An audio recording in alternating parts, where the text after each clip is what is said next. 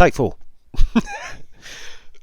Excuse me. As you can tell, I'm still not 100%. Right, and I had a comment earlier via text message on how rough I look. Thanks. Right, this one's going to be about climate change because I am sick to death of hearing all this bollocks about climate change. Okay, so this is me, Dick Turpin, giving you my take on the climate. For a start, yes, the climate is changing.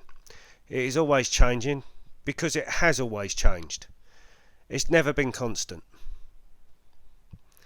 Secondly, does carbon have a factor in climate change? In my opinion, not really, no. Maybe very, very, very slightly, but can't even measure it slightly. And the reason I say that to you is this. Of our Earth's atmosphere, 0.04% is carbon dioxide. Not carbon, but carbon dioxide. Of that 0.04%, 97% of it is made naturally by the Earth and other creatures. According to David Bellamy, God rest his soul, what an incredible loss to humanity. The largest proportion of that carbon dioxide is created by insect life.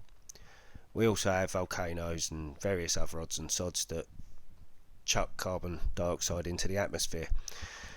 So that leaves us with 3% of 0.04%, which equates to 0.0012%.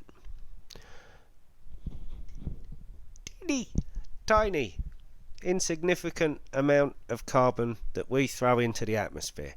It does, however, seem to be having a slight effect upon our planet. Because, and this is backed up by NASA, in the last 20 years, something has taken place across the face of the planet which is being called a planetary greening. And that has been directly attributed to a slight rise in the carbon dioxide content of the atmosphere due to human activity. And that is basically telling us that because the carbon dioxide level's gone up, plant life is doing better than it was 20, 30 years ago. Good stuff.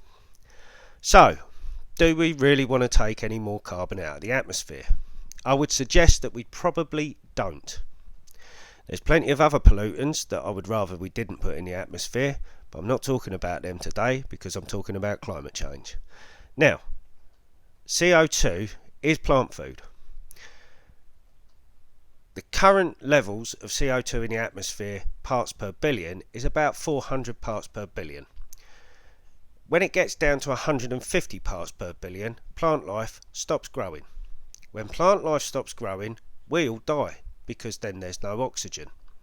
So, do we really want to stop putting carbon into our atmosphere? Especially when you consider that since the creation of the Earth, there has been a steady decline in the carbon dioxide content of our atmosphere. So it's gone like this, fairly steadily throughout our history, or throughout the history of the planet anyway. So we need to try and stabilise that carbon dioxide level.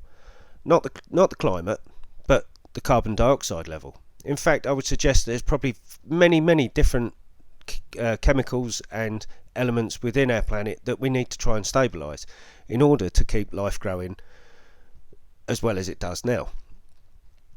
So, what are they going on about with the temperature rising? Okay, so in the last 100 years, our temperature on average has risen by 0.8 of a degree centigrade, which to me is about as significant as a mouse fart. So so what they go on about is the temperatures are rising. But what they don't tell you is that the base rate temperature is taken towards the end of a mini ice age, or a very cool period. We've had two fairly recent warm periods that we can talk about, that we've got historical record of.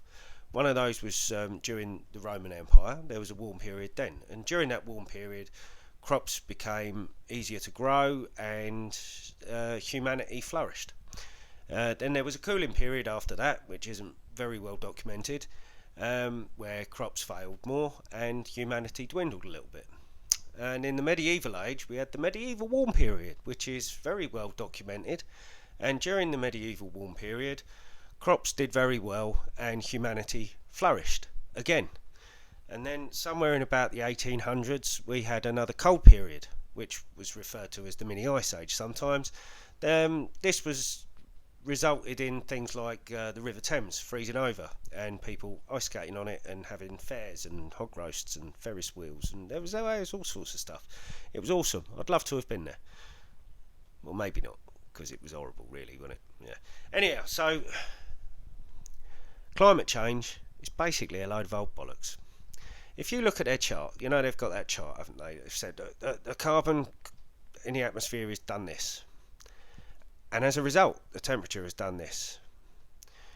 Well, if you look into the science behind that, you'll find that actually the carbon chart runs about 800 years behind the temperature chart, which actually proves that it's the temperature that drives the carbon, not the carbon that drives the temperature. But they'll never tell you that. So another aspect as to why we get hot and cold periods. It's a bit like I view it anyway, it's a bit like being the cycle of the year. You know, we're on an elliptical orbit, so as we get closer to the sun, we move into our summer and everything, and as we get into a colder part, we end up with our winter. I haven't got that quite right, but I think you get the point. So, anyhow, think long and hard, look into it, and don't believe their bullshit, because all they ever do is bullshit to us to try and control us. So, buy your fuel, have your barbecue, turn your heating up, and don't feel guilty for one moment, because the more carbon dioxide you put into the atmosphere, the more plant life is going to grow. I'll give you another example of this. So, as I said to you, currently it's 400 parts per billion. If it gets to 150 parts per billion, plant life grows, we stop breathing.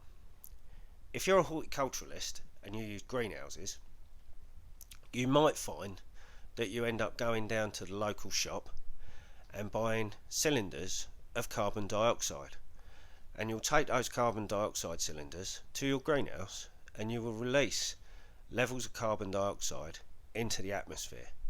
And you'll be aiming to get to that level to about 800 to 1200 parts per billion, because that promotes really, really strong and healthy plant growth.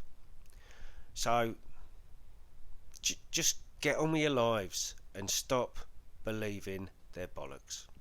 Look into it for yourselves. Anyhow, buddy, come here. Good boy. Good buddy. Oh, he's not coming. He's tired. He's had enough. Long day. Anyhow, take care of yourselves, take care of each other, and have a good day.